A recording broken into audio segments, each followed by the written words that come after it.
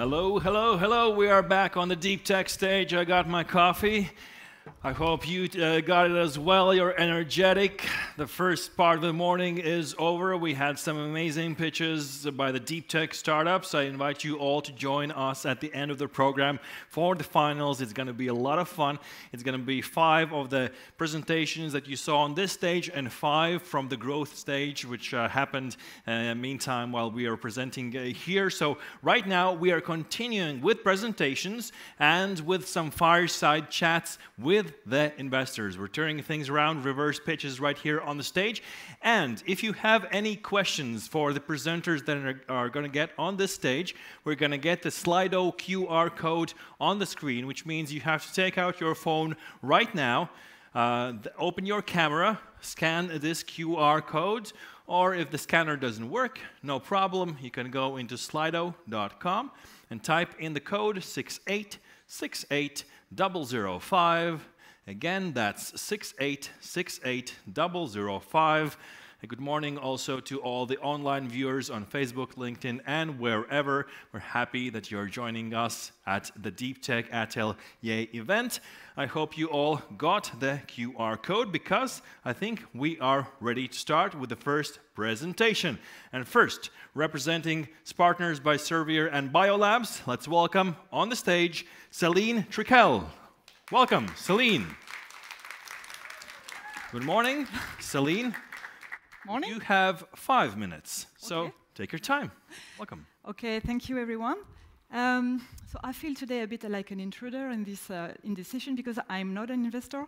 I cannot offer money. But I can offer something really precious and really complementary than the precious fund offered by the investor. It's a golden ticket. So I can offer mean to grow your company if you are a biotech, particularly in the field of oncology or neurology.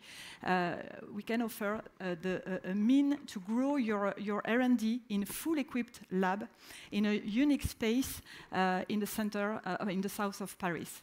So let's imagine a place where you have all what you need in terms of equipment, consumables, training, HSE things, waste management, and on top of that, events, networking session, and on top of that, experts from a Servier pharmaceutical company, more than 1,000 experts able to help you at a daily basis in your roadmap.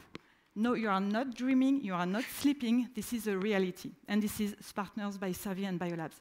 And if I tell you that for all of that, it will be at no charge, you will say, no, she's crazy. No, I'm not crazy. I can offer a golden ticket like that to have 1 year of residence in this place, in this fantastic place, which is here, and I will tell you more about Partners. Partners is an incubator embedded in our new R&D side of Servier pharmaceutical company. We have launched this incubator very close to our new R&D side to foster innovation, to cross-fertilize innovation also in our R&D. And at the end of the day, we think that the close and the proximity of this incubator and our R&D will bring to the market marvelous new solutions for the patients. And that's why we have launched this super initiative funded by Servier. I will not go into details about Servier, but Servier is a pharmaceutical company, the first independent group, meaning that we have governed by a foundation, so we don't have shareholders, and we are completely free and free of our decision, which is crucial in this kind of initiative, meaning that we have a long-term vision at Servier, and we have made this investment in launching this incubator. We are particularly interested in oncology projects in terms of research and neurological projects as well, in neuroscience in terms of neurodegenerative disease like ataxia or neuromuscular disease. So this place, Partners, is here like that. This is a 2,000 square meter of full-equipped lab. There is in this building more than 3 million euros of equipment that are freely, that can be used freely by the residents, by the biotech. And you can have in this area private labs or co-working labs, meaning that you can start with one benches, two benches. It's very evolutive. You can have one benches 1 month, and after you want to grow, you want 2, 3, etc. This is very evolutive. And if at the end you want a private lab, you can also have a private lab with 3 different sizes, from 20 square meters to 80 square meters. So very evolutive. And in this place, you will find, as I said, everything you need to grow your R&D, to accelerate your R&D without thinking about all what is useless for a startup at the beginning, meaning waste management. All the daily operations are managed by our partner, Biolabs. I don't know if you know Biolabs. This is a network of incubators, very famous in North America, and they have entered into the market of Europe with our incubator in the south of Paris, so Paris-Saclay, in the center of Paris as well, and in Heidelberg. But here I'm representing Partners by Xavier and Biolabs, the location in the south of Paris. And Paris-Saclay clearly is the place to be for a biotech now. This is a vibrant environment with a lot of other laboratories around the site in which you can collaborate, find other platform, technological platform, if it is not present in our site. But you have to know that as it's close to Servier, you will have all the equipment in Partners, but also you can have access to our private lab in Servier. I see the time. I think I don't have enough time, but I just want to go back to the golden ticket. Please scan the QR code if you want to apply and take your chance. All right, Celine, excellent. Thank you very much. A golden ticket like Willy Wonka or Michael Scott, right? So that's the one, that's the ticket. All right, excellent. Thank you for your presentation. Opportunities being served on a platter, very nice. All right, next up we have the next presentation representing, he's an investment partner at Sandbox Ventures, Dominikas Milasius. Dominikas, welcome on the stage. Thank you. Good morning. Hi, good morning, everybody. And 5 minutes are yours. Let's go. So I'm also an alien in this room. It's hard to follow this pitch, but I'll try to relate because I'm both an investor and an entrepreneur. So I'm also building a biotech on the side, and that's why I'm a venture partner with Baltic Sandbox Ventures, helping connect other entrepreneurs. So what I'm going to tell you today is a pitch. And we are a 15 million accelerator and seed fund, and our goal and mission in life is to unlock the under-the-radar value of Baltic Deep Tech. And if you know about Baltic Deep Tech, it's probably already too late for normal, regular investors to invest into. So we're precisely looking for people who are hiding in the labs. And because I'm supposed to show numbers in a good pitch, that's what I'm doing. And if you look at how much of all European VC goes into deep tech, you'll see that it's approximately 25%, 1/4 of all the money. But in the Baltics, we merely scratch 10% of overall investment. So we have to boost those numbers up. And when we come to entrepreneurs and we screen them, we ask them a question: how deep is your tech? And sometimes they manage to defend it, sometimes not. Sometimes we argue about definitions, but what we are looking for is scientists and engineers who have some sort of an insight that they can turn into a product and that we could help grow with our strategy. VCs ask startups a lot of questions. Some of them are smart, some of them are dumb. So I tried asking myself a couple of smart and dumb questions. And one of them is, why would you build this fund now? And so I'm showing you an economic graph about the potential of deep tech and how much it's growing worldwide. And the only thing you need to take away from this slide is that it's going all the way up. Secondly, why now? Because it takes 10 years to build a solid deep tech company, but it is possible. And we picked 5 examples from Lithuanian sectors in life sciences space, cyber, dual use, and you will see a historic trend that whenever something awesome happens, for example, we launch the first Lithuanian satellite into space, in less than 10 years, we have a deep tech exit to Kongsberg, a massive defense company, and we have second generation founders coming in and building other space companies in the vertical. If you want to talk about the other industries and other examples, come talk to me during the break. But what I'm here to tell you is that we're on a mission to build at least one more deep tech unicorn over the next decade, the duration of our fund. And even if we miss, we might still spark the growth of a new industry, so we think it's a quest worth taking and the risk worth taking. Why this team? So My partners have built a private Baltic accelerator before this fund. We launched a year ago, and there's 5 of us on the partner team. Some of us are nerds. Sandra and Eric are super smart technological people who built companies before. One's based in Vilnius, the other one's based in Tallinn. Andrus and Walid are super good networkers. One's based in Vilnius, the other one's based in Helsinki. And I'm somewhere in the middle, because my colleagues didn't know where to place me, so they put me here. But I'm based between Vilnius and London, and as an entrepreneur investor, I try to have fun with the companies we work with. So this is how our acceleration program looks like. We know we can't do it all ourselves, so we go to other entrepreneurs who've built businesses before. For example, Dr. Erin Geiner has exited a $2 billion life sciences company called HRA Pharma. She comes, engages with us at our events, and helps guide other biotech entrepreneurs towards an exit from day one. Yeah, but how are you going to do it? What's the execution? So this is how our fund strategy look like. We come in at incubation. We start with scientists, engineers at the early stage. We then put them into an acceleration program, 6 months. This is where our first investment comes in, up to 125,000. And then after a couple of years, we invest from the seed into the best of them. And in the seed stage, we invest up to $500,000 in these companies. We source these talents everywhere. If you don't see your logo on the slide, come talk to me. Our model exit scenarios are mostly related to the IP background. So we're looking at M&A. That's where we're building a lot of industry connections. That's where we travel a lot. And do we have any traction? Well, we have 400 applications in 1 year. We've made 25 investments today. Our company's filed 27 patents. We've committed 2.5 million. The size of the rounds are 7 million. And 10 of our startups in 1 year are generating MRR. 5 of them did not have MRR when they started working with us. So this is our partner network. This is our portfolio. This is a guy who won a competition in Riga a year ago and now started building a super serious deep tech company. A bunch of other entrepreneurs that I can talk to you about whenever you come talk to me in the break. And I will finish with this, that if you're focused on IP and not MRR, come talk to me. We build cohorts of scientists. Our upcoming cohort is quantum, space, and lasers. Talk to me about this in particular. And we are ourselves entrepreneurs. We don't want to waste your time, so we try to agree on a KPI that we will help you achieve through our acceleration program. Thank you so much, and I'm so sorry I overtimed. No, it's okay. Thank you, Dominicus. Thank you. Thank you.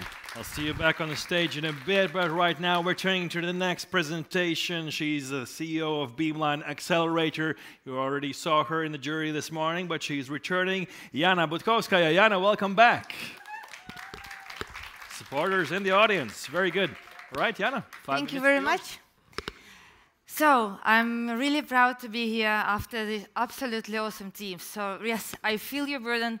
Whatever and however you are ready for the pitch, when you're on the stage, you start shaking. Yes, I was there several times, and my pitch was also filmed and put on Estonian national broadcast. It's forever and ever, and it was failure. So if you will just make a Google a little bit, you can see how investors really fails. And it's okay, because this is what we do, and this is why we have all this brilliant startup community to help you, because we all together, only all together, we can build something significant. So first of all, you can already start to Google me. You can already start to Google Beamline, Beamline Accelerator. You can connect with us in all of the possible and the not very much possible social media, and of course on our website. And we truly believe, I talk a lot about the cooperation. That's why we are the hub of pan-European EIT InnoEnergy institution, who was last year, when it was not a very nice year for the investment, who was the biggest clean tech investor in Europe. So we decided to partner up with the best ones. How we can help you with in Beamline. So what is accelerator? The accelerator is when you come get your first money, because we all know that good advice, of course, is very pricey, but sometimes you just need an injection of the money, especially when we're talking about the hardware solutions or deep tech solutions, where we are playing now. So when you come to us, when we agree about cooperation. We invest in you. And just to help you to run this money smartly, we provide you with a program. The program, what we offer you is 4 up to 5 months. And during this program, you will get starting from 60,000 euro. And the program is led not only by the workshops and all the smart people and our awesome team, but also with more than 50 people who are engaged in the Mentors Pool. And Mentors Pool, if you check, I see that some of you already in your phones. Very good, I love it. Please check everyone.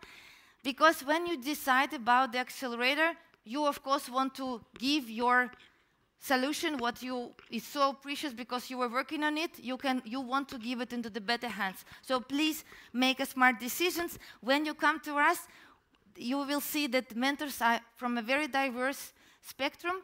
We have industry representatives, universities, those ones who build the startups, those ones who are investing into startups, and so on and so forth.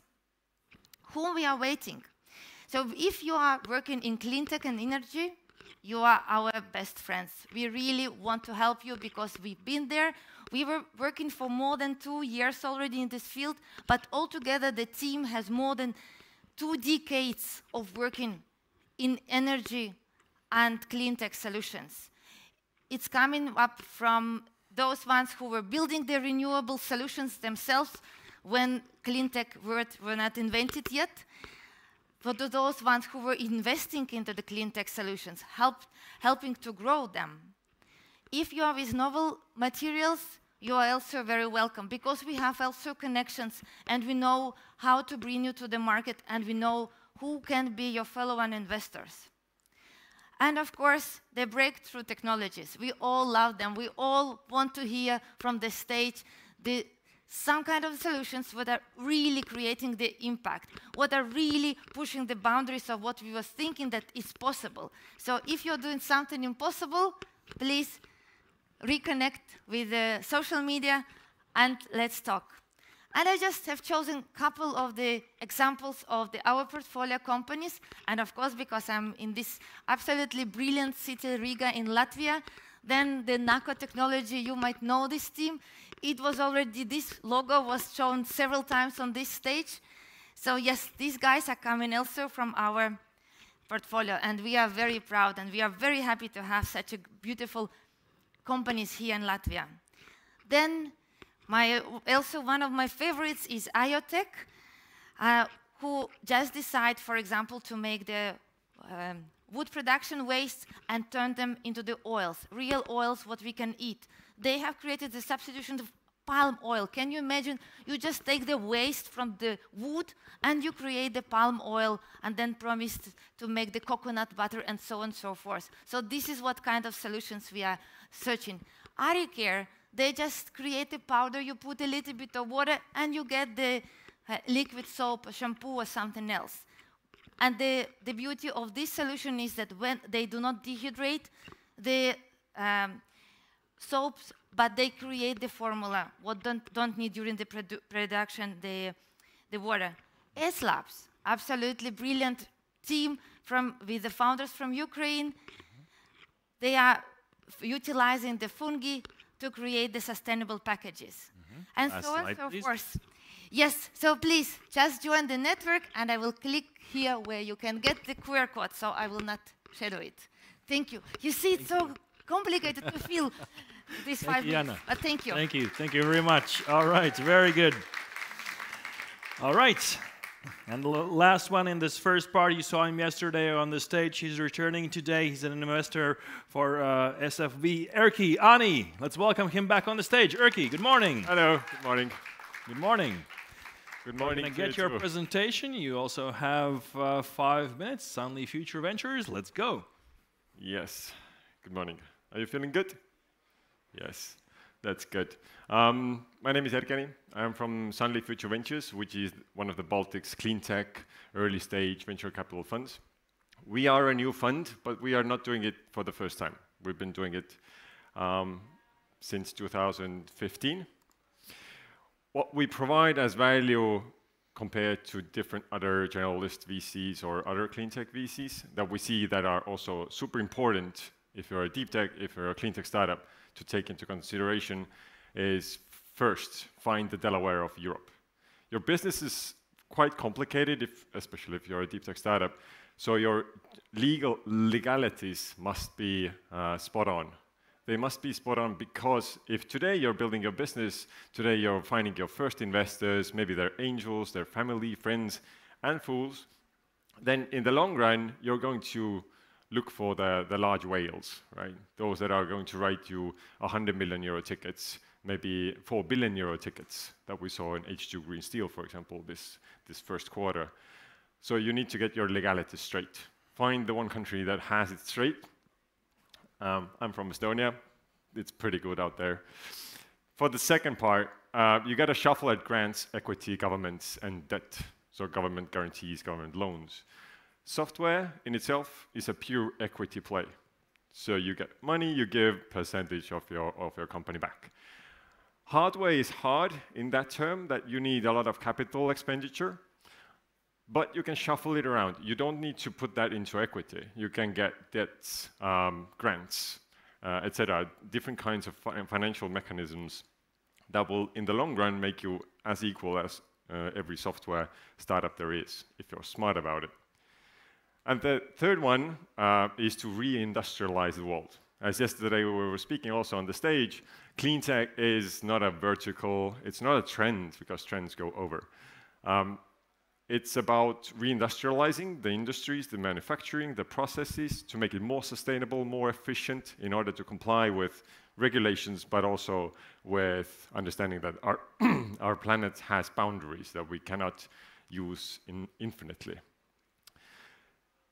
So work with the investors that have done it before, who understand what actually clean tech is, what it needs, what a startup needs to take into account when developing a solution in this. You gotta orient in the policy sector, you gotta orient in the corporate partnerships sector. You have to understand how debt works, for example, from banks.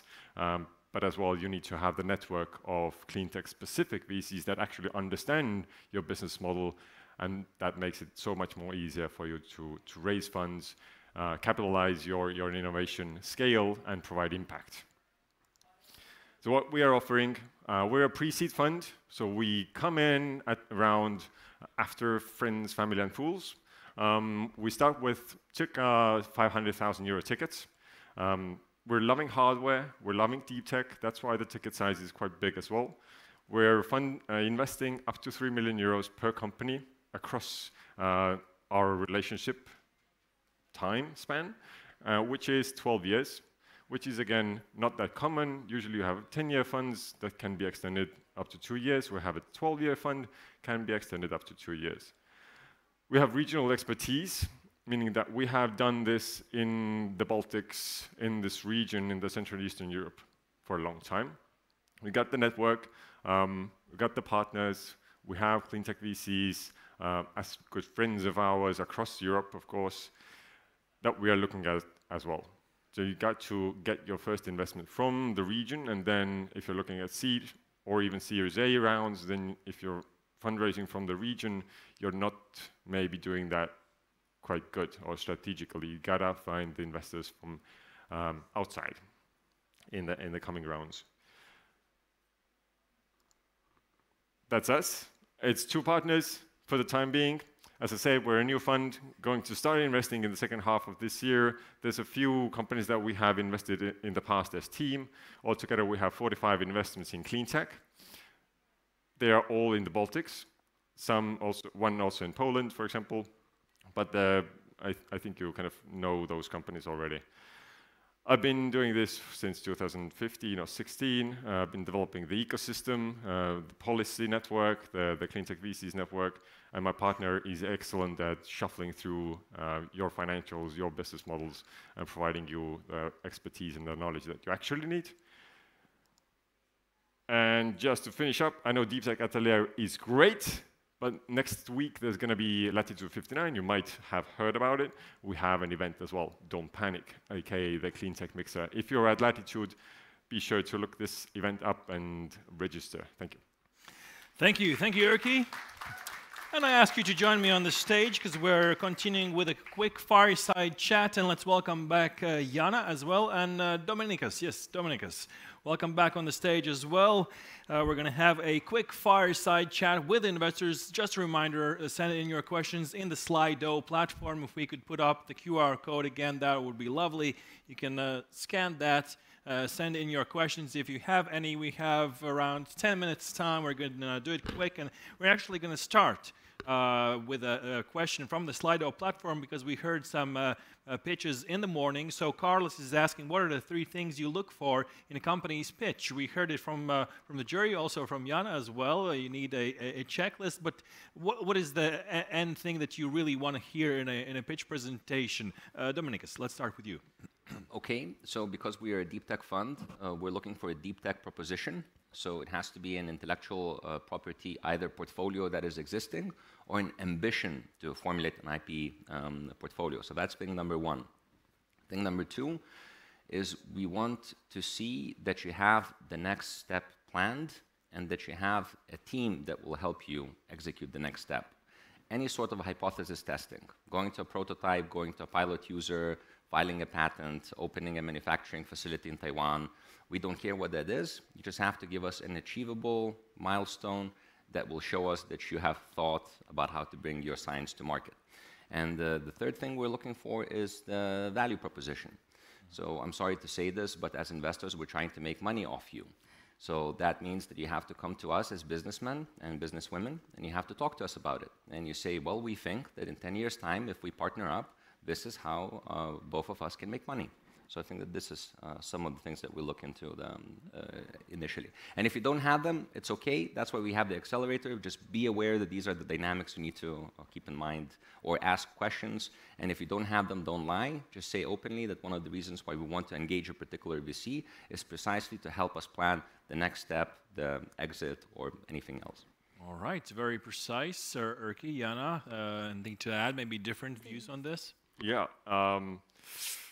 we are looking, of course, founders. But why founders? We're looking at the ambition in the founders because we understand that in order to have impact, you need to have a scalable business. In order to have a scalable business, you actually need to be able to make money, which is a good thing. It's full-on capitalistic road that we're going here, but with an impact cause.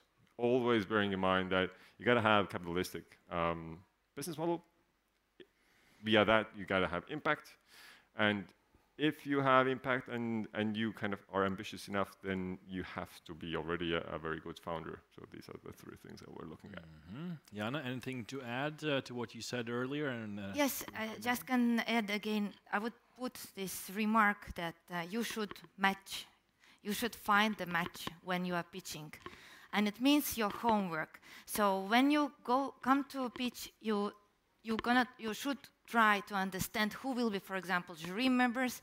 If on this depends your so-called like future in this contest, you should understand what is Sandbox looking for, what is Erkki looking for. So now you are in a good place to understand these guys.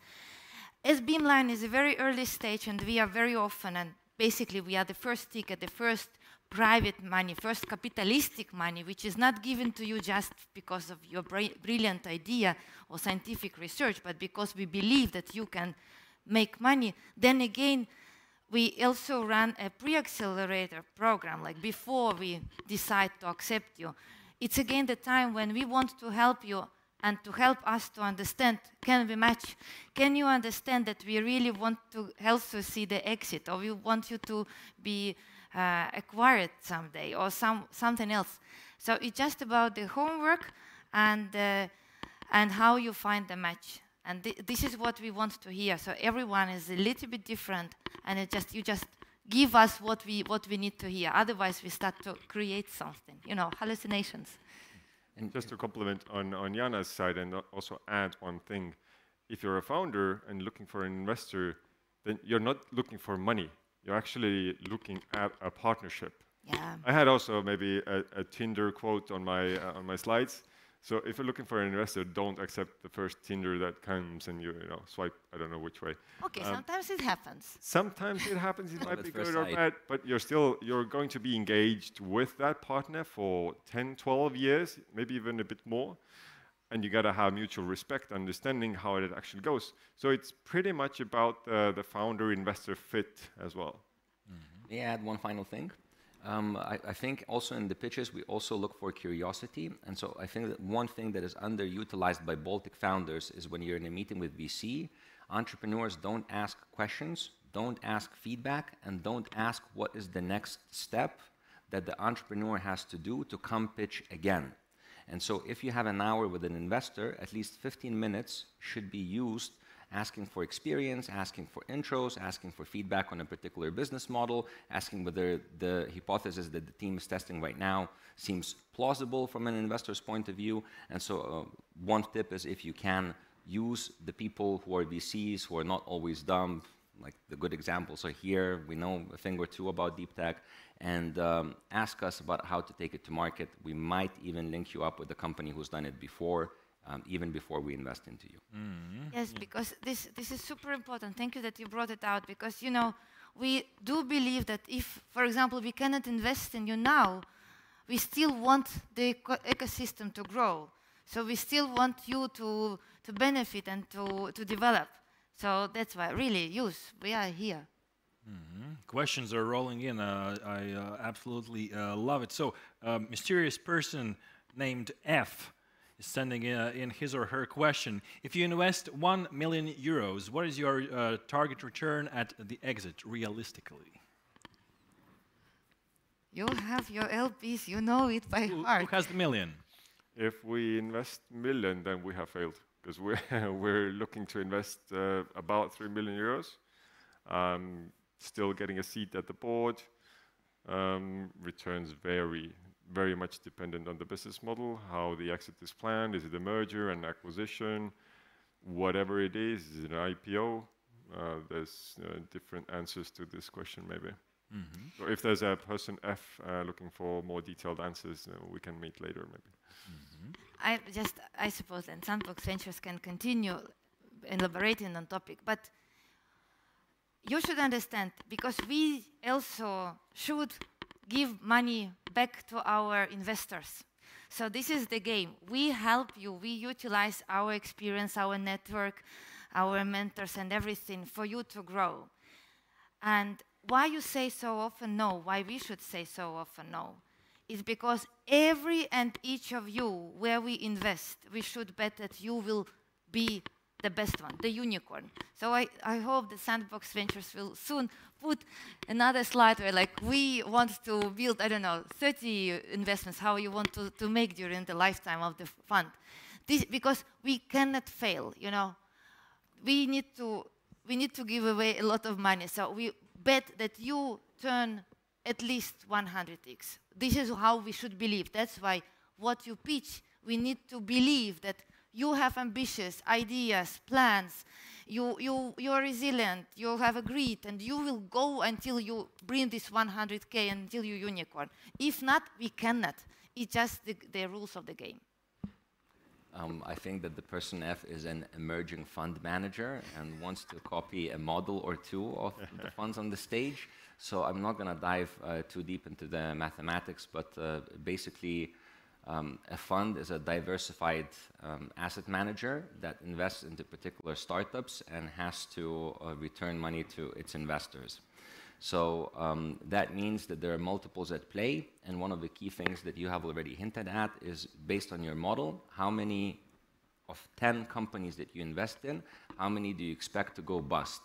And the traditional model is, out of 10 companies, 7 will go bust, 2 will go even, and 1 will boom into a unicorn. So the mathematics based on this model show that you need to have a unicorn to deliver a 5x return on your fund, give or take, depending on how you're operating. One thing that you can play with as a specialized fund is to build up different categories of value, such as IP, and introduce a new model. So for example, if 7 companies going bust, perhaps some of those companies will go bust, but will be able to sell off their IP. And if you look at a bust company that's called BlackBerry, even though it's almost bankrupt and has been bankrupt for a long time, last year they sold some of their IP for $1 billion. So whoever invested in BlackBerry and has the shares had its fund mathematics turned completely upside down just because of that IP value that was generated and was able to be sold off. So what I'm trying to say is that fund mathematics are difficult, but whatever we do on stage, whenever we pitch our investors, we need to keep in mind that we need to be better than a real estate investment, and that even if most of our companies fail, we still need to be able to generate a return. And that's why we're asking you questions to show us in 10 years' time whether you can beat an investment into real estate in, for example, Jurmala. All right. Or London. Yeah, just a technical thing. George is sending in his wish to turn on the ventilation in the room. Apparently, there's no air to breathe, so if you could turn it on, that's going to be good. Meanwhile, we are continuing. And what about follow-up investments? Nilgun is sending in his question. How do you handle follow-up investments? How do I handle them? Mm-hmm. Good. I'll do this. With both of our arms. Of course, in a strategic way. So we go, for example, up to Series A. Each time we follow up during the pre-seed extension, seed extension, for example, or Series A, we try to maintain our position at the company. Mm-hmm. Yeah. All right. It's built into our fund model. So because we have both pre-seed and seed operation, we model that we work with the startup for 2 years. First investing from pre-seed, accelerating them, seeing how they manage to test hypothesis, protect IP, etc., etc. And then we follow on from the seed in the best ones. So the numbers I've shown on screen are 60 targets for pre-seed and then circa 20 in our seed model. And from a more macro perspective, this year is slightly better for wider investments. But for example, if you look at what was happening in biotech over the past 2 years because of the boom of the cycle, a lot of Western VCs were not investing outside of their existing portfolio, and they were orienting money only into their follow-ons. Now the hands are slightly less tied, and I think that there are more investments overall. For Baltic VCs, it means that most of the time, if you guys as entrepreneurs fail to raise from Western VCs, we have to support you for a longer amount of time until we all learn how to sell ourselves to Western companies. So a follow-on is, I think, a more natural thing to do for Baltic funds, especially in the pre-seed and the earlier stages of building a business, especially in a super complicated domain like deep tech. So don't worry about that too much. But if you don't have a plan to raise from external investors and depend on the follow-on for us, we will probably not invest in you. All right. So don't worry, you will not be invested. Yeah. But as accelerator, we don't have a follow-on fund by ourselves yet. But that's why what I mentioned, we work with other funds. And Sandbox Ventures are very happy to invest into our teams. And I hope the Sunlight Future Ventures will also be doing this because they promised. So that's why we want you to be exposed. Yes, all right. It's for the recording. This is an example of a great VC. She's on stage and she's already pitching portfolio to other VCs. I love it. Wonderful. We got good partnerships, I believe. One thing to add, in the follow-up rounds, if it's a deep tech or a clean tech startup doing hardware, of course, the strategy is to engage also grant funding, different financial tools to help keep the valuation at a reasonable height, at the same time building also up your capex or capital power or your capital expenditure.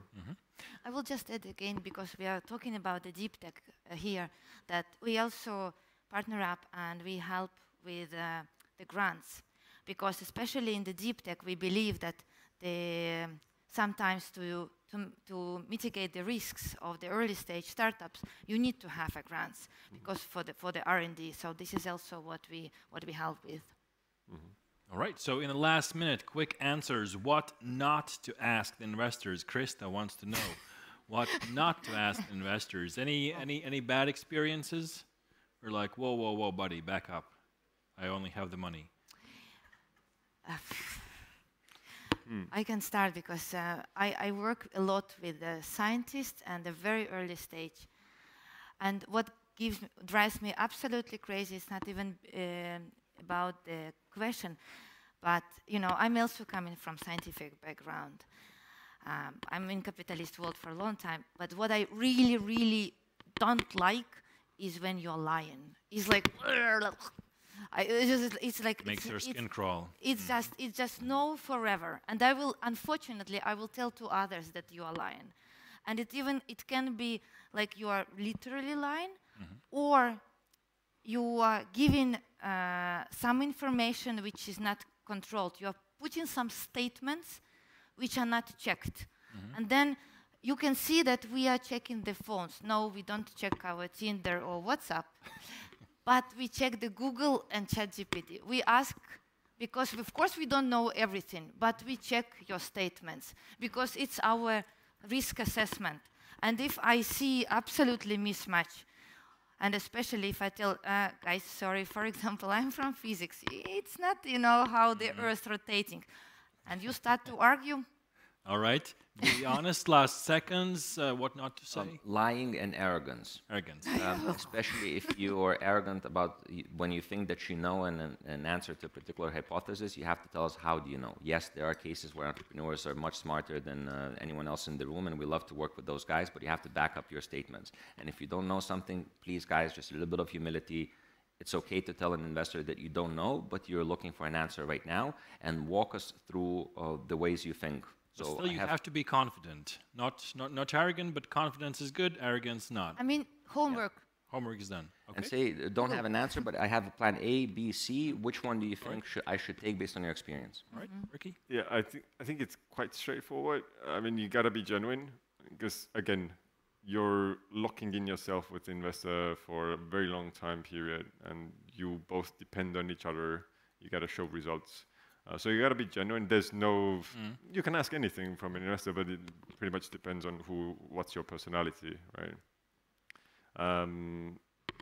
Yeah, I would say be genuine because we are still investing in founders, and we want to see the genuinity of the founders. Excellent. Excellent fireside chat. A round of applause to Dominicus, Jana, and Erkki. Thank you very much for your answers. That's how it is done. Thank you very much. Please get off the stage because we are continuing. Thank you, Dominicus. 2 more rounds like this. We're continuing with the next presentations, and then I hope to get more of your questions in. And the next presentation is from Kilto Ventures. He's the discovery partner, Christopher Mills. Christopher, welcome back on this stage. Good morning. I think we have the clicker here. Okay. 5 minutes are yours. Let's go. So I guess Tinder was mentioned already. Yes. Yeah. So that's why I'm nervous. It's not because I'm afraid of speaking to people or that I haven't failed, like Jana said. It's because Tinder is exciting and makes you nervous. You'd like to swipe. Yeah. So what does Kilto Ventures do? Kilto Ventures invests in the built environment. So we're a vertical-specific VC, and our vertical is quite wide. It's the built environment. It's buildings. You guys spend, you spend 90% of your lives inside walls, inside rooms where air is running out. That's a big deal. And this slide is a slide that's on many pitch decks that we receive. So we've stole it from there and put it on our slides. But yeah, roughly 40% of emissions comes from building buildings and running buildings. And then why I'm working for Kilto Ventures. So I'm the discovery partner. My job is to make sure we're learning faster than other VCs. Maybe we're not succeeding, but at least we're trying. And why I'm working here is that we're not doing great at solving climate change. Events like this create an optimism bubble. If we look at the data, we're going 9% in the wrong direction when we should be going 45% in the right direction by 2030. So this means, as investors, we're also looking at climate change mitigation, not just climate change prevention. So what's our approach? Our approach is the triple bottom line, so planet, people, and profit.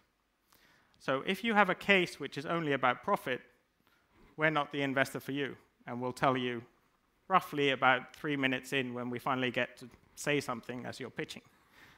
But if you have an idea that has positive ramifications for the planet, for people, and for profit, talk to us. So what do we actually do? We're actually a venture builder as well. So we're creating spin-outs continuously. And that means we also sit on the same side of the table as you, as startups, as founders, but also we do direct investments. And how we do that venture building is that we talk to people. So that's our part of that journey. 300 plus relevant industry interviews per year. This is interviews where we're talking to your potential customers. So we feel that's the most important thing we can do. That's the best use of our time, is to talk to the people who are part of that plus 9% and statistic.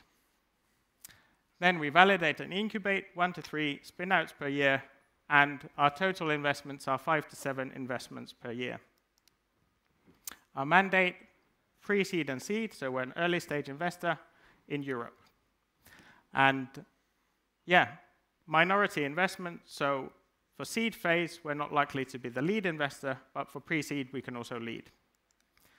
But let's go a bit deeper. Let's unpack a bit what we look for in a startup. So we're looking, of course, for a team, passionate, speed of execution.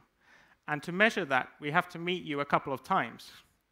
We can't measure your speed of execution from meeting you once. So call us early, talk to us early, meet us again in 3 months' time, show how you've taken the idea or your startup further in 3 months, and suddenly we're getting all tingly and excited. Problem, know your customer. This is the #1 fail point for startups talking to us. They don't know their customer, they know their product, they know their features, they know their technology, they know their IP, but they have no clue about their customers. Live your customer's life. I heard on a podcast, if you're barbecuing with your customer at the weekend, that's only the point where you should be happy with how well you know your customer. Excel, map your future. Show us you can think long-term and short-term through numbers. We look with our unfair insight from 300 plus interviews for these tailwind criteria. Now I'm running out of time, so I'll just click through. Portfolio, you can check it on our website. Promise, we're honesty brokers. About our team, Matti has scaled SaaS solutions to 3 different continents. I've been working in 100 plus factories developing solutions. Vera is a founder who's built a company from 0 to 1 million. Anton is our analyst and does a side gig. Surprise, surprise, he has a company in construction doing roofing materials. Thank you. Excellent, thank you. Thank you, Christopher. A round of applause to you. Thank you for that. We're going to see you in a bit in the fireside chat. Next up, we're welcoming on the stage from Trump Ventures, its investment manager, Serban Mogos. Serban, welcome. Good morning. Welcome to Deep Tech Atelier. Here's your clicker. We see your slides here. There's a timer, and I think we are ready to go. Good morning, everybody.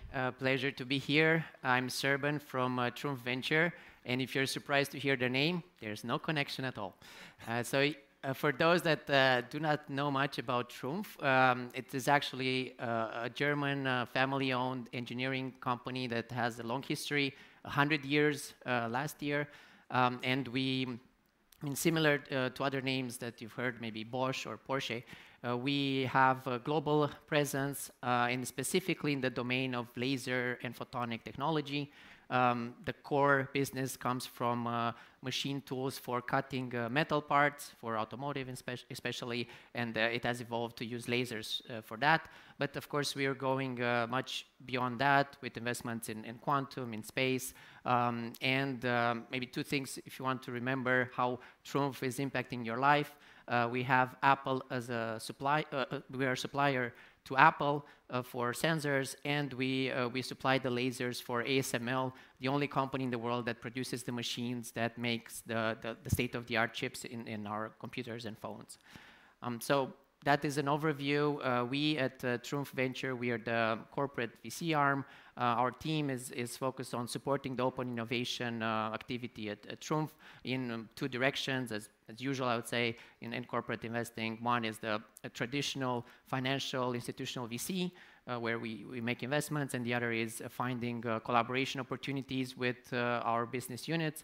And ideally, but depending on the startup profile, would be a combination of the two. So we would find the startups that somehow has a strategic alignment with the company. And I will show that in a second in the fields that we look for. So the overview of our funds, there's two funds. The first one is closed for investment, was 40 million, was more early stage seed focused. The second one that we're currently open for investment is 85 million, more Series A focused. So we write tickets in between 500,000 to 4 million, maybe sweet spot around 2. Standard VC terms, standard financial investor. We tend to prefer to take lead in investments, but we also open for co-lead or joining existing term sheets. So I mean, overall, happy to discuss more with interested startups or potential partner VCs. And this is the main and the heaviest slide where we talk about what we invest in. So we focus on you see the center, the core would be the photonics and lasers applications, which is the kind of core, and let's say the core soul of the company, and in manufacturing technology, because we build factories and smart factories and so on. So around that, our mission as a VC is to look further in the future, 3 to 5 years, what's coming next, the new technology. So there's a bit broader scope than the core business. So we look into sensors, automation, robotics. We look into connectivity and compute, which is my personal focus field. So here, things like quantum electronics, next-gen computing technologies, and even beyond that, into some software. We're mostly hardware, but some software as well, and into sustainability, so circular economy. And as long as there's some laser and photonic applications, it becomes more interesting for us, but that's also not necessarily required. So my last slide, I will share a few words about me because there's also a bit more time. So please reach out, also on LinkedIn. Happy to exchange. And just so you know, I stand here before you as coming from a founder myself, co-founder of a deep tech startup in Switzerland for 7 years. I've been doing this pitching. I've been in your shoes as a founder for like, 50 plus times. But this is my first time as an investor. So this is this opportunity comes in as starting a new chapter. I've only been an investor for 1 year since last year. I've switched sides, as you call it. But I always, or very often in the conversations I have with founders, still wear my founder hat as well. So happy to be also an advisor or mentor in your journey to fundraise, especially if you're more early stage, since we invest a bit later in second rounds or so on. Excellent. Serban, great job on your first time. Thank you for that. We'll see you back in a bit. And I would like to invite on the stage Inge Grini, co-founder of Intellectual Labs. We saw him in the jury. Now let's see how he performs in the presentation. We're going to put it on. You're going to get 5 minutes. And afterwards, ladies and gentlemen, we're going to have another fireside chat. Then you will have the chance to send in your questions. Looks familiar? Yeah? All right. 5 minutes are yours. Let's go. So, creating 50 profitable deep tech companies in the next 6 years. That is what I am about. And my name is Inge Grini. I come from Intellectual Labs. We are a group of venture studios. I'm the CEO. I'm also the co-founder. We do this in a certain business model. Simplified, we're starting, we are starting with the point of talent and working with companies to co-invest money and invest our talent with the founders, and we develop the products with the founders and the teams we develop. So Intellectual Labs is a very hands-on investor and a venture studio. But we don't stop with the product. We develop shoulder by shoulder the companies going forward, and I'll explain a little bit more about that. Going forward, we're doing this primarily in 3 verticals. We believe that health will be revolutionized over the next decades.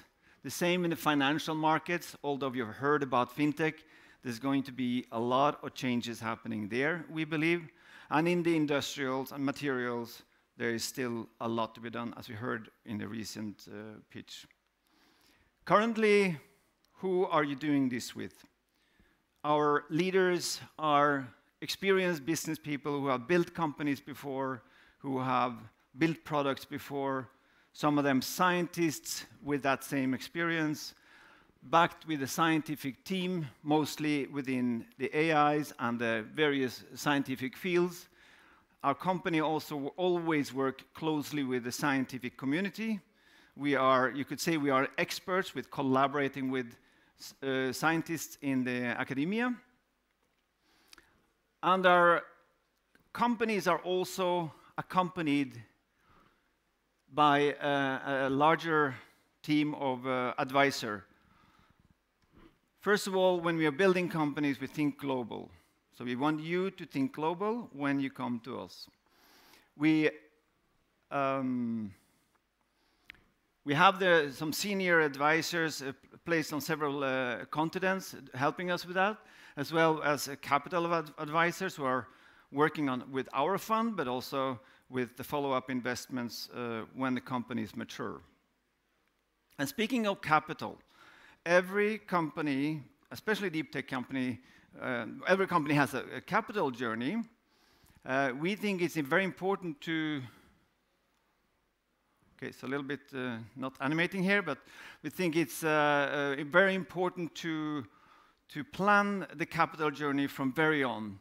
So what we do, we invest from even less than $150,000 up to $250,000 to get to the first validation of the prototype, something a minimum viable product version 1, and customers and investment readiness. Later on, when we go to plan or getting close to product market fit, we start to invest more. We focus very much on the go-to-market strategy. We build the team. So we are not only evaluating the team, we are recruiting the team with you. So if you're a founder or you're 2 founders, you need some of the best co-founders with you, we will help you with that because we are your co-founders. Further, our goal is, as not really shown here on the lack of animation, but our goal is to bring the company to a scale-up stage. What does it mean? You have a solid product market fit. The team has expanded and has become really awesome, whereas the venture capitalists that we have seen on the stage like to see companies, but even early stage private equities invest in. We have a very well-developed process. We've developed this by experience over the last 7 years, but we've also part of a global community of 900 venture studios, which collaborates a lot. We have an international reach because we believe deep tech companies need to collaborate with the best scientists, to attract co-founders at certain stages in their life, and have a good selection of investors to join them on the journey. I will wrap up with talking a little bit about our investment criteria, but for us, it's not so much about setting a set of criteria in front of founders. It's about recruiting you where you recruit us, and we figure out what part of this criteria is missing. Where are we not strong in recruiting the best people on the team in the future? What do we need to do now to make sure we're strong in that, et cetera, et cetera. So we work with companies and founders for a long term to develop these investment criteria. Because as I said, our goal is for the company to be really, really investable later on in life. So if you want to build your deep tech company with us, especially within the AI fields, I welcome you to talk to me or any questions. I'm here for you. Excellent. Thank you, Inge. Please take a seat. Yes, you deserve a round of applause, but please do take a seat. We are continuing with our fireside chat, and I would like to welcome back on the stage Christopher and Serban. Please join us here, and if we could get that QR code on the screen again, that would be lovely. Love the incoming questions, and please do send them in. And by the way, I see many people are standing by the wall. There are some seats right here in front. Those comfy sofas are for you. There are some seats on the stairs back there. Please make yourselves at home. We have this fireside chat. We have presentations afterwards. We're going to have a lot of fun. If we could get a timer on the screen for the fireside chat, we can start right now. And yes, do send in your questions. Let's just continue from the questions that we have here. Can you discuss a time when one of your investments didn't perform as expected and what you learned from that experience? Do you have any stories of such kind when some things didn't go as planned? Yeah, we don't have a big portfolio. We've built over those 7 or actually 8 years, 11 companies. So starting small. Basically, a team has been a couple of the failures where we cannot get the team working coherently. There is maybe dishonesty, was mentioned before, that happens within teams. And when trust disappears, it's hard for us to work together and the rest of the team to work together. Yeah. Because that's one of the questions that I've seen in previous pitch sessions, especially for young teams. Show us your team slide. And I guess that's what investors are looking for. They want to see not just the faces from LinkedIn profiles, but they want to hear the dynamics. Because it's a hard thing to check, to test at the beginning, especially if you're not familiar with the team, right? It is, and actually it is, for us it's been a learning journey. So one of the things that we do de-risk with the team is being a team in and of itself. So if by being a constant part of the team, but more than one of us, we are a whole team, then we complement the team, and that helps de-risk. But obviously the rest of the founding team and the early employees in the companies, they still pose that risk. Yeah. Anything to add to this? Yeah, I think I highlighted in my pitch that not knowing the customers is one sort of learning that's been hard along the journey. So that's one angle, and maybe adding to the team issue, then having members on the founding team who aren't full time, I think is a specific sort of thing that we've learned over time doesn't lead to good outcomes.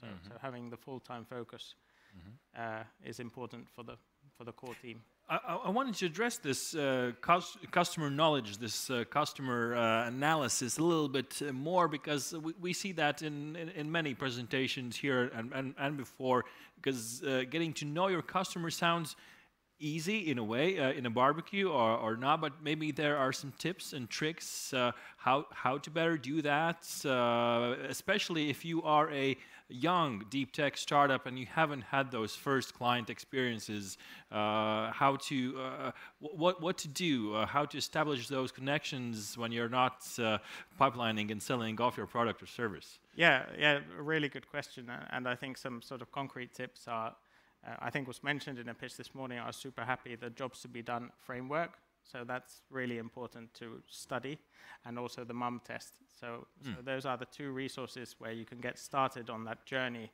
of understanding not only what the customers are saying, but also what they're not saying, and understanding the big picture of the customer's life instead of just talking about your product and sort of drowning the customer out with your product questions, and not understanding that the reason we buy things, the reason we change behavior are much more complex than an extra feature. So there's a lot going into decisions, and you need to understand the customer well enough to understand what's going into their decisions. I'll highlight another point here is understanding the process that the customer has to change to take into use your solution is as important as the actual solution switch. So understanding what it means downstream and upstream for your customer is super important. Serban, you're wearing different hats, maybe from your different experiences. Talk to us about getting to know your customers. If I may go back to the first question, no problem. Because I think I have an interesting thing to share there. So we see startups at a bit later stage, and the question was on failure, I think, on why. And one, we've seen this in 2 companies in our portfolio. One reason for failure can be investors, other investors in your cap table. And I would issue that as a point of learning and maybe something to be aware of for founders, to be quite well aware of who you add into your company early on. Because specifically for us, there were 2 cases where the investors killed the company. Basically, one investor was acting in the opposite interest of even himself. I mean, he lost millions, but decided to kill the company because of ego and other personal reasons. So that is something that, as we do due diligence with teams and founders, I think founders need to be aware that they need to do some due diligence with investors as well. Yeah, I mean, that means maybe looking at previous investments, talking to other founders that have experience with those investors, and to be aware that, yeah, maybe I know that for founders, especially when you're strapped for cash and you're looking for money, any money is good money because it gets you out of the hole, but it can really come back and bite you after several years when you go and you try to raise next round, and the investors look at your cap table, and it can bring up issues. So very, very good, because that's one of the questions sent in by Jay here. What happens if a startup has a highly competitive product? Is the startup safe with investors? So I will address the question that I can start, and then we can.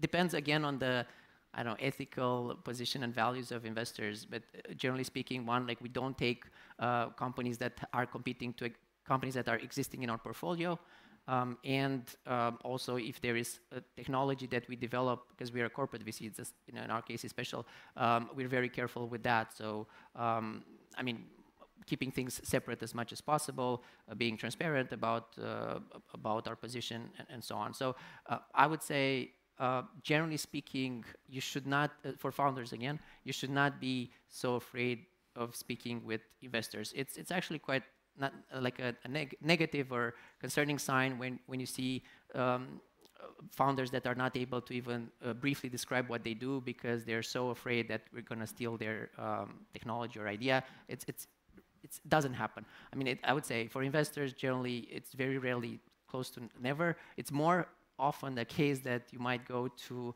a corporate and like a big one, I know, Samsung, Amazon, not to name names, but you know the ones, and then they might be the ones that might, you see them as a potential customer, and you want to get into business with them, but you might not end up getting into business. You might get killed by them releasing a competing technology product. Interesting. Really interesting. I'd like to add a sort of unique angle to Gilder Ventures as a family office stroke CVC in this field. So when we are investing, we're not investing only the reputation of Gilder Ventures. We're investing the reputation of a company that's over 100 years old, has 45,000 B2B customers around the Baltic Sea. And that means something, that it's not only personally who the owners trust to be in the ventures team, it's also how we behave in day-to-day life is super important. So I think that's something I really agree with, sort of figuring that out. Is the people you're talking to, are the investors trustworthy? But I totally agree that we don't invest in founders who think they have found something super, super special that they can't even tell us about. So how can we invest? It's quite difficult. Inge, any thoughts on this? Yeah, quite a lot actually, because we are very, very hands-on. So we know the deepest insights of these products because we sometimes develop them or develop maybe 80% of them. So we are, I think for us the answer is we look very much about the ethics of the founders because it's very important to us, and that becomes apparent to the founder when we work together. As I said, we don't make a very clear-cut rejection or acceptance. So working with each other resolves that. And when it comes to IP in general, which is maybe the underlying for this question, is that a venture studio is a little less concerned about IP protection in terms of patents, because we are very concerned about secrets being revealed in patents and certain other aspects. So we actually encourage to look very carefully about what type of IP protection should be there. And our teams benefit greatly from, not from technology that has been in other ventures, but they benefit greatly from the experience of how things are done on a little bit of a lower level, and that's not where the secret sauce is. That's just technology. So I think it's an issue of conversation, I think, and trust has to be there. Any other thoughts on this? All right, let's switch to the next question that we have here. Okay, sends in his or her question. What are your thoughts on closed-end versus evergreen fund structures, particularly in the case of deep tech companies who have longer time to market? Yeah, the question of a longer evolution time that has been brought up in previous discussions as well. So, what are your thoughts on this question? I can start. As a venture studio, we reinvest basically everything into new ventures. So we are aiming to become evergreen, and we could be evergreen as well. But we are raising funds now, so we are going to go at a higher scale in terms of volume of companies. But I think for me, reinvesting the dividends and exits into new companies just all makes a lot of sense. Obviously, it depends on your profile of your LPs. So, and some LPs are in it for the really, really long run, so they are not looking for a 10 or 5 or 12-year period. But I'm no VC, so I'm gentlemen here no more. Yeah, that's a good point. We invest from the balance sheet, so we are an evergreen, but we like to play with fund rules still, because that gives us focus. I'd like to add another angle. As an early stage investor, we really think that deep tech can be commercialized faster than is commonly discussed. So from my own background in building products and taking them to market and shaping standardization and regulation in Europe, then it's not impossible. I would sort of loan from Elon Musk in this respect that if you think it takes 15 years when you start, then you're doing it wrong. You should think it takes 3 years, and then you might end up at 15 years. But having that speed of execution is very important for our investments, and having that thinking that, okay, so somebody's telling me that this takes this long, can this be done in half the time? And I think that's the challenge we throw back to entrepreneurs quite often. Doesn't it like differ between the products and the industries and specifics? Because we had presentations in the first part of this event where there were answers, okay, we need 6 years to come up with this because there are regulations or it's a medical product, etc. Does it differ? Yeah, it differs between whether you're doing what you're doing, and there are sort of fixed times schedules. But where I think people go wrong is that they put those time schedules into a row. So what can you be doing at the same time as your slowest time schedule? So basically you're setting yourself up for failure by, okay, we need 15 years, as you said, and then, okay, yeah, first 14 years. Product, then certify it, blah, blah, blah. You should have the customers ready when the certification note comes in the door. You should have your distribution ready. You should maybe have the manufacturing plant sort of almost ready to be built and so on. So think about how you can change that linear thinking into take the longest time scale. That's when I'll become profitable. And do everything else at the same time as those long things you're doing. And this doesn't mean it always works out. I'm not saying that this is always possible, but at least if you think about it in that way, then you could save yourself years to sort of building a deep tech company. So if you look back on technology, I think we were all quite surprised with ChatGPT. Then in 2015, somebody would say it would be 2030 before we have these kinds of capabilities that we have today. So just take inspiration from that. All right. Any thoughts on this, Urban? Yeah, I will maybe skip the first one about the fund and answer this point because it's just fresh on my mind. Not referring to startups I've seen today, but last week I was in another jury session and I've seen 3 out of the 4 startups where the jury questions were around, well, can you make it faster? I mean, they had the timeline that was, well, we will have a product ready in 2027. And what I want to give here is, again, maybe towards the founders as a thinking point is, I mean, especially in this deep tech field, I know that many of the founders come as a technology transfer from research institutes, from universities, being researchers themselves or academics, and they tend to remain in that thinking mindset of a research project, which has kind of infinite time allocated. I mean, you can get some funding, you can stay for 2-3 years, do a PhD, and the market moves a bit faster, and we all see that with competitors in the US, in Asia, and so on. They move faster, and if you come to an investor, the investor wants to see 2 things: speed and scale. So you have to have a plan where you show that we can bring this to market, we can bring it fast, and we can scale to 100+ million in revenue. Because the other point was maybe not that relevant, but the other point that in those presentations we saw, there was well, we can launch the first product in 2027, and by 2031, we will have like 7 million in revenue. Like, no investor wants to see that. It's just too small, and the returns are going to be too small. But on the other hand, there's a comment from our viewers. Thank you for that. Most probably someone in a deep tech startup who says that if you set up these super optimistic schedules, you're setting yourself up for failure because you're going to have delays. So it's like a balancing game, I guess. You can't be too pessimistic and not too optimistic because you never know what happens in life, right? Because if you promise too much, too fast... Yeah, I would answer that with that makes sense.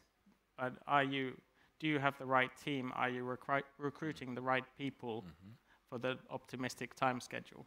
So recruit the talent for optimism, and that helps investors take the setbacks and delays. So it's all about the people in the team and how they think. Yeah, of course. So the question to your parallelization, or what you said before, is that can you bring more people in the team? I mean, the investor is happy to give you, like you come and you ask for 200K, I can give you 2 million if you can show that your plan can be 5 times faster and you can scale 5 times more. So it really matters of how, what's the vision that you have, what is the real market for your product. Maybe you have a technology that you can only sell to 5 companies, so that's not the VC case. I mean, you can take 5 years, find those 5 companies and make, I don't know, $1 million per company, and it's a nice lifestyle business, but it's not the VC case. We will not make money from it. So yes, it is, just to wrap it up, it is tough, and investors like to see that you over-deliver, so it would be great if you can under-promise and over-deliver always. It's not nice to under-deliver, but think generally about the vision of your technology. Can you bring it to 100 million plus revenue, or it's only going to be $1 million revenue? So, where do you position yourself, and if it is truly a VC case? All right.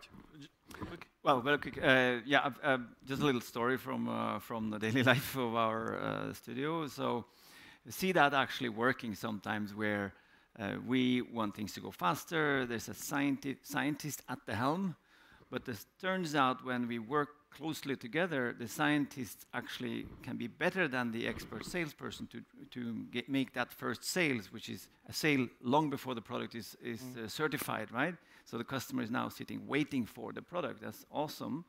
And then discussing with that scientist that it is, as you said, possible to do things in parallel, and also being able to say, can we do it faster, but can we also do it so that we overpromise? And that works in dialogue. But you need to challenge each other.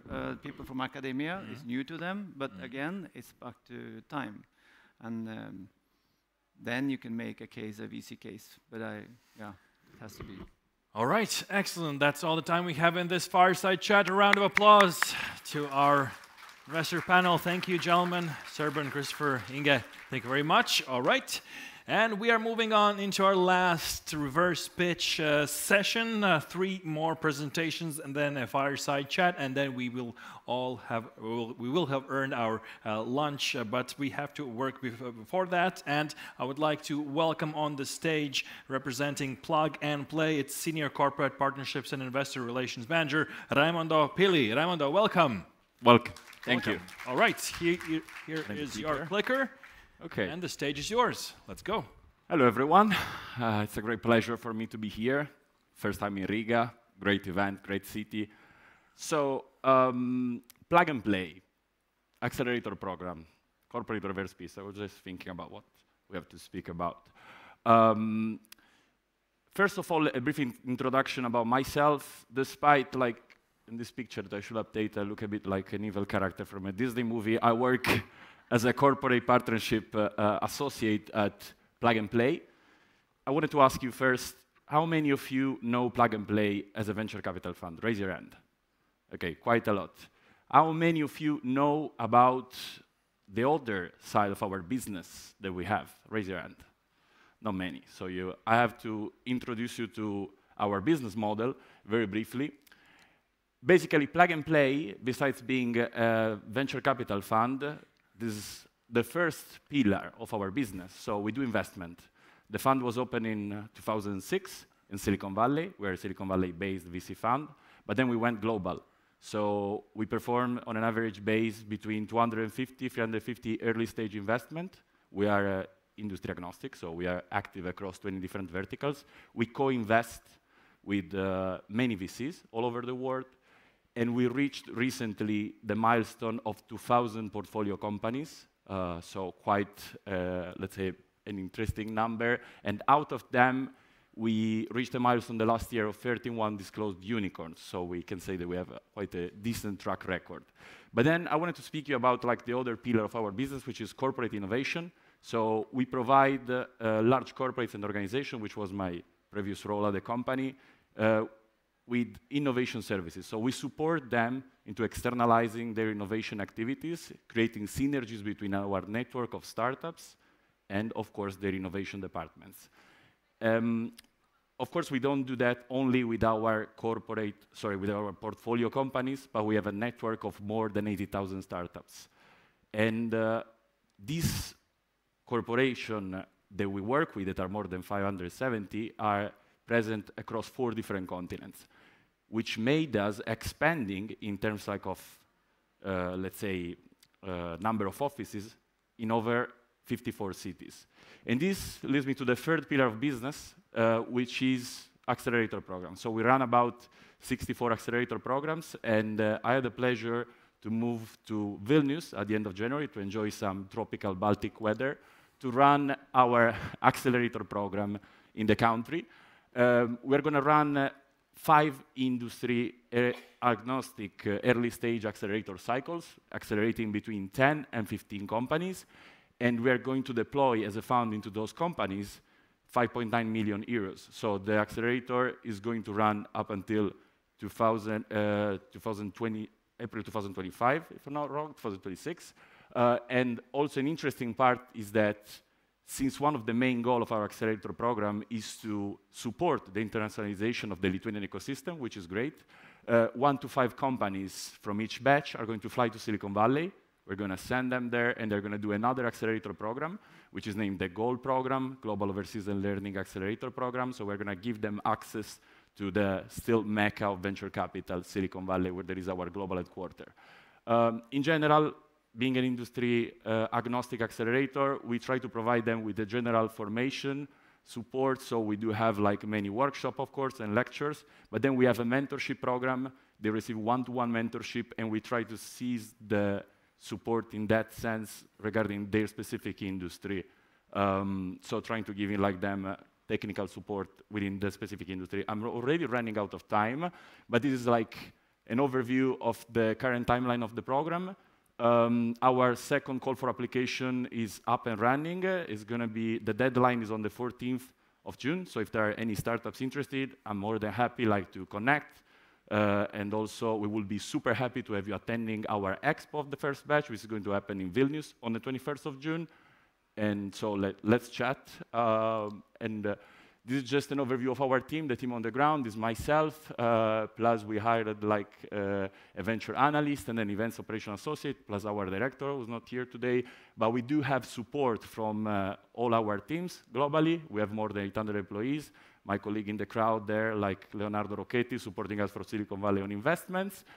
And nothing. It was a pleasure to present our accelerator, and I hope to connect and to see you at our expo in Vilnius. Thank you, Raimondo. Thank you very much. Thank you. See you in a bit in our fireside chat. Next up, representing Kanata Ventures, its managing partner, Yuri Navarro. Yuri, welcome. Happy to see you on the Deep Tech stage. Thank you. Here you go, sir. All right. Presentation, your time starts now. Okay, so I approach this a little bit differently, I think, than everybody else. So I'll say something quickly about Kanata Ventures first and foremost. Kanata Ventures is a early stage kind of pre-seed to Series A fund in Canada, focused on investing in companies from emerging markets that are building B2B products and trying to land into North America to expand into becoming a global company. I'm also an advisor at Venture Lab, which is a deep tech accelerator that provides about $200 million worth of software and hardware to deep tech startups that are building products and prototyping them.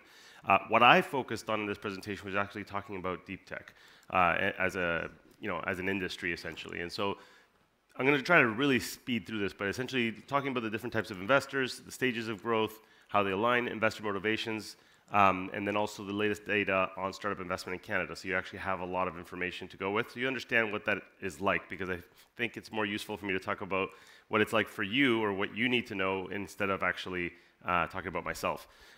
Now, in terms of the ecosystem, this is kind of basic. You probably already understand this. There's two kinds of capital, dilutive, non-dilutive. This is kind of how the stack lines up. It's probably very similar here, though the players and the size of the players is probably a little different. The terms of the stages, this is just hopefully helpful to you just to understand what investors are looking for in terms of revenue and traction when they actually will jump in and invest. This may be a little bit different in terms of the numbers here, but this is giving you an idea of North America, when is the right time to go and raise capital from which type of investor. And essentially, I think most of the companies here are going to be either at the MVP or beta stage, maybe product market fit stage, but you can see what we're talking about in terms of the valuations, in terms of the revenue that people are expecting. I think it's really important to understand that so you know who you're actually going after. Over here, I'm not going to go too much into this, but one of the things I always say to companies is you have to find alignment with your investor. If you don't have alignment with your investor, you're going to end up in a bad marriage. And investment, startup investment is like a marriage, right? You're stuck in it until you get out, and divorce is really hard. And so, really important to find alignment on what they're looking for before you take anybody's money. VC investments in Canada. Okay, very quickly, just to give people scope. So what I will say is that we had probably the worst year we've had on record in the last 8 years in Canada last year. I think that was similar for almost every market in the world. But even then, we had about $6.9 billion invested into startups, which is, pretty good, I think, for a lot of countries in Europe, just by context. We're probably about a tenth of what happens in the US, but we do get a lot of capital from the US. So, about 660 investments, decreases all around on deal sizes, number of dollars, all that stuff. In terms of, this is Canada over here, you can see by the numbers, by province. So no surprise, Ontario, which is where Toronto is the biggest by an order of magnitude. Quebec, which is where Montreal is the second biggest. But if you actually go on a city-by-city level, there's also a number of cities within Ontario, which is kind of where Toronto is, that are also on this map. So really, Toronto being kind of like the biggest lion's share of the market for investment in Canada. And then talking about specific challenges, because I got about a minute left. I think it's really important to understand when you're building deep tech, and when I talk about deep tech, we call it hard tech in our context, because it's kind of often hardware, but also because it's really hard to do. And it's harder, not only to build it and get the products out, but it's harder because You need more money to basically build out your prototypes and actually get it out to market to the point where somebody will invest. It's harder to raise money because people often are looking for revenue, and it's harder to get revenue, and so therefore it's harder to raise capital. And you're more dependent on traction from larger enterprise customers where you have to convince a big corporation to take a chance on your product. And then, of course, there is access to generous granting programs in Canada for hard tech, for startups period, for R&D. But it doesn't get you all the way. You still have to get private capital, so you rely often on angel investors and family offices at the early stages before you can get to the point where the VCs will even dip a toe. And as you can imagine, probably 80% of all the funds in North America don't like investing in hardware. In fact, the moment you say the word hardware, they run. And so, it's hard. And this is just really to be realistic. But for us, it's really important to have that realistic dialogue with the companies about what it takes. If you're a foreign founder coming into North America as well, there's other challenges on top of that. It's a new network. You have to build. You have to get credibility. It's not easy. But that said, that's what we do at Canada Venture. So our goal is to actually invest. We put money in, then we work with the company to get them traction in the country, to get their first customers, and then to also get validated alongside other investors. Right, excellent. Thank you. Thank you for your presentation. Questions afterwards in the fireside chat. And the last presentation in this round comes from Žygimantas Susnis, managing partner at Iron Wolf Capital. Žygimantas, welcome. Welcome on the stage. The stage is yours. 5 minutes. Beautiful presentation. If you could go on that side, it would be lovely. Thank you. Hi, my name is Žygimantas Susnis, and I'm a partner at Iron Wolf Capital. And Iron Wolf Capital is a venture capital fund for the deep tech founders in the Baltics. And we truly mean that we're investing in the founders from all 3 Baltic countries. Our first fund was founded in 2018, and in our first fund we invested in 22 companies. Out of those companies, 4 were in Estonia. We also have 2 investments in Latvia. One of them is Quad Robotics, and another one is Solfeggio. And the remaining investments are in Lithuania. And from very beginning, we became members of not only Lithuanian Angels Network and Venture Capital Association, but also took an active role in Estonia. So we're also members of Estonian Angels Network and Venture Capital Association. And our main focus is artificial intelligence and deep tech. And these investments, they make 70% of our first fund. And the main topics are artificial intelligence, robotics, and we also made 3 investments in photonics, in laser tech, which is very, very strong industry in Lithuania. But we are also open to other topics in deep tech. This is our team. So our team differentiates us from the rest of venture capital firms in 2 terms. First of all of us, we have international experience. 3 partners, Kasparas, myself, and Viktoras, we met when we were working in investment banking and asset management in London. And in addition to that, one of our partners, Viktoras, he is entrepreneur by himself. So after his career in London, in Goldman Sachs, he founded 2 startups. So to say, we understand what making a startup is all about. But in addition to that, we also understand the technology we're investing in.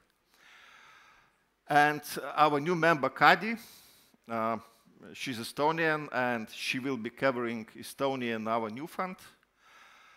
And she also spent some time at Plug and Play in San Francisco. And she also had some other interesting roles. I need to add to that we're also looking for a person in Latvia who would be covering Latvian market in our second fund. We are an active player in the Baltics tech ecosystem. We are the ones who have initiated Baltics Deep Tech report in collaboration with Dealroom. The first Deep Tech report in the Baltics was out last year, and currently the second report is close to be released next week. So check Dealroom website or our website, and you'll find very interesting report on what's happening on deep tech in the Baltics. In addition to that, we're organizing community events every month or 2 months on a rotating basis, Vilnius, Riga, Tallinn, and we have also launched a newsletter that you can subscribe on our website that covers different topics of what is happening in deep tech in the Baltics and in our portfolio. So this year we are launching our new fund. There's going to be 70 million. We're going to invest into 25 startups in the Baltics. And Baltic diaspora that might be located in some other countries. Focus is on seed and pre-seed, and in this particular fund we are going to invest more than half of the fund in follow-ons, including Series A and even Series B rounds. And we like to converse with other people, and we also take an active role as investor. All right. That's what it is. Excellent. Right on time. Thank you, Žygimantas. And please do take a seat. Do take a seat. Come back, come back, come back. We are continuing. Žygimantas, we want to see you on the stage as well. It's the fireside chat. Raimondo, please. Yuri, we have around 10 minutes. So please, if we could get a 10-minute timer here on the screen, that would be lovely, because we are fighting against lunch break and no one wants to do that. We are going to have the QR code on the screens in a bit, but I'm going to address a question that we got in the previous session, because I think it's very appropriate for this, as you showed, like you talked a lot about North America as well as a possible investment pool, so to say. And a mysterious person named F sends in his question: what's your view on exit options, Europe versus Northern America? Is there capital in Europe for a big merger and acquisitions, or should this person look to North America? So comparing markets, what's your take on this? Well, this mysterious F is very active, by the way. Yeah. But what I will say is that, so the way we look at, especially for B2B enterprise, if you look at the market, North America is about 50% of all global investments into tech companies in the world. So obviously, if you're trying to raise capital and you're doing that at a big scale, at some point you need to play there. But also on the enterprise side, it's about just over 50% as well of the Fortune 500 companies globally are based in North America. And so when you're looking at it that way, this really gives you an advantage in terms of, yes, customers, but also exits, right? Now that doesn't mean you can't do it here. Like there's a lot of, the other next biggest market is probably, for the Fortune 500 companies, is probably Europe. And then China probably close after that, but China is a whole different market. And so Europe's an important market as well. I think in Europe, you're often having to do it in like the UK or Germany, depending on the industry that you're in, maybe some of the Nordic countries as well. But you have to kind of think about what your exit plan is and align it with the companies and where they are, and then build those relationships. Any of those exits, they don't happen overnight. You have to build those relationships over time. All right. Okay, so I think if you think about exits, right, and you have already achieved a decent size and decent volume of your business, so you definitely should consider, all possible options, including, Europe, including US, and probably even Asia. Yeah. So, you have to talk to all possible investors, and only in such process you can get the best outcome out of the process.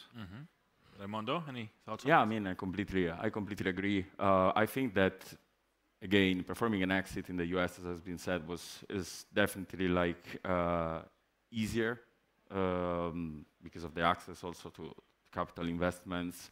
But I completely agree with what was said in terms of like the possibility to perform good exits in Europe as well, but it has to be much more like industry focused. So you need to create the right connections, like between your team and the industry-focused fund, the industry, of course, like corporates, because that is going to make easier like performing a good exit, since of course like access to capital is limited compared to the US. All right, we're jumping straight to the next question. A popular question on the Slido platform, thank you for that, is are there any limitations for TRL? What is the minimum you should have, I guess, to approach you and your funds and your companies? Minimum TRL readiness. I mean, like we are an early stage, we're an early stage investor, so like we don't have a minimum TRL requirement. I would say we go like even behind very good idea stage projects. We definitely focus much more on the team when it comes like to lower TRLs. So of course, like when the team is solid in terms like of course of founder market fit, I think that we don't require like an higher TRL in general. I mean, for us, because we're working with companies that are trying to make that move to North America, we honestly try not to encourage them to come too early. This is a problem often. You know, it's hard enough figuring out how to build a product that people want that actually works, and then finding customers, and then figuring out how to price it and getting them to buy it. So, like for us, that's kind of the minimum. Is like you have to have the product in market with customers, with revenue. You know, it costs money to make a transition like that, and so you have to have some base of sustenance, because honestly, sometimes companies simplify things and they think just because there's a lot of money in North America, you know, you get off the plane and people are going to be throwing money at you. It's not the way it works.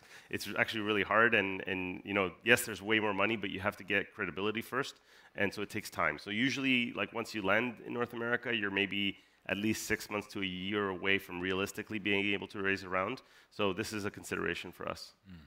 How about Iron Wolf? Okay, so we also don't have strict criteria, but normally when we invest, we are a bit later stage investor compared, for example, to Plug and Play, right? Because we're a venture capital fund, right, and focusing on seed. So normally we would expect to see at least, you know, working prototype. But you know, in deep tech and in particular hardware, from our experience, we know that from working prototype to industrial grade product that could be sold, you know, on the market, and so that you know your customers would be satisfied, it could take another 3 years, right? But having said that, I think the main criteria for us is the team. Right, so we want to see a solid team that has experience and has achieved solid, you know, achievements in their previous careers. This is one thing, and another thing we also want to see the mix in the team. You know, the guy who is behind the tech and the guy who is behind the sales. Very good. In the last 3 minutes, I want to build on something that you raised, and you raised credibility. We've approached it in the previous sessions, but for you, 1 minute to answer for each. What is credibility to you when you're looking at a deep tech startup? It can be the team, it can be TRL readiness, it can be the deep tech behind it. When you look at a deep tech startup that's coming to you, how do you evaluate credibility? Because I think that's a very important criteria. Raimondo, let's start with you. It is indeed a very important criteria. I'm going to go back again to our, let's say, early stage investor like Nature, which for us makes it particularly difficult to evaluate and make good investments when it comes to deep tech, because of course, as you were saying, like it's a crucial criteria. So like the credibility focus once again, and I'm sorry to repeat myself, on the team. So depending, of course, on the solution, the team needs to prove like they, of course, not only industry knowledge, but also a solid professional background that allows us to believe that they're going to be able to develop that solution.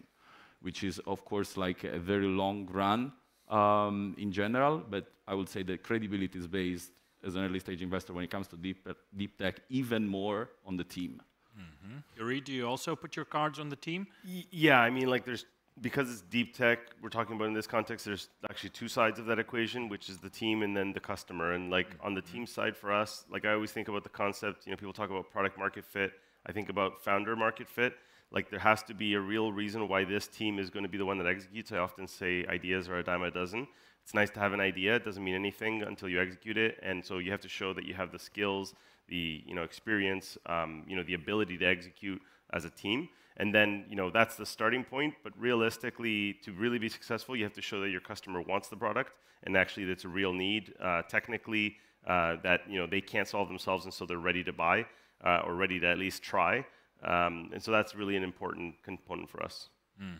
Okay, Žygimantas, besides team. Besides the team, yeah, of course the team is most important, but besides that, I think before investing in some deep tech company, we would probably talk to some people who understand the sector.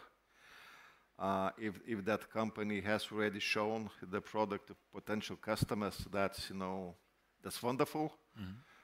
Then we can talk to these customers and get the feedback. And normally customers, they are very, very open and sincere. But in addition to credibility, another important criteria for us is the market size, right? So what is the market size and how big is market opportunity for this particular product, right? So we, as venture capitalists, we want to invest in the companies that can grow potentially to unicorns, right? So the market should be big enough in order to invest.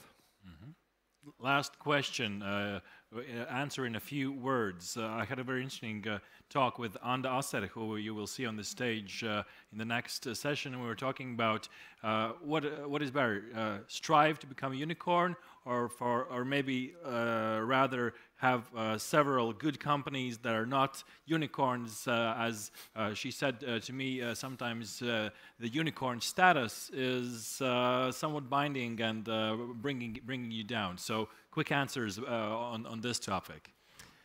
Okay, I can give my perspective on this. I think unicorns usually is a valuation metric, and that's like actually a vanity metric. So like that's not something that we really think about. We think about the revenue side and the potential revenue.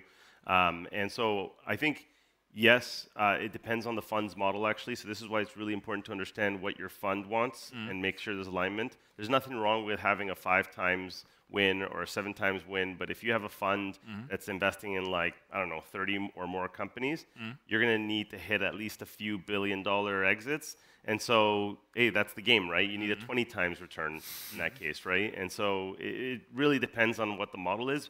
Nothing wrong with like 5 bangers and 7 bangers if you're like a family office or like, you got a different strategy, but you got to make sure there's alignment. Gentlemen?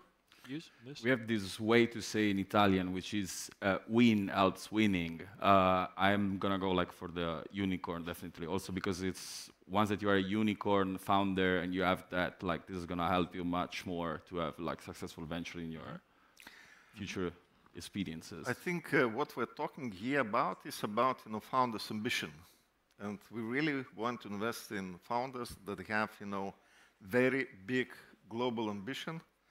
And if, on the first meeting they say that we want to become a unicorn, so that's wonderful.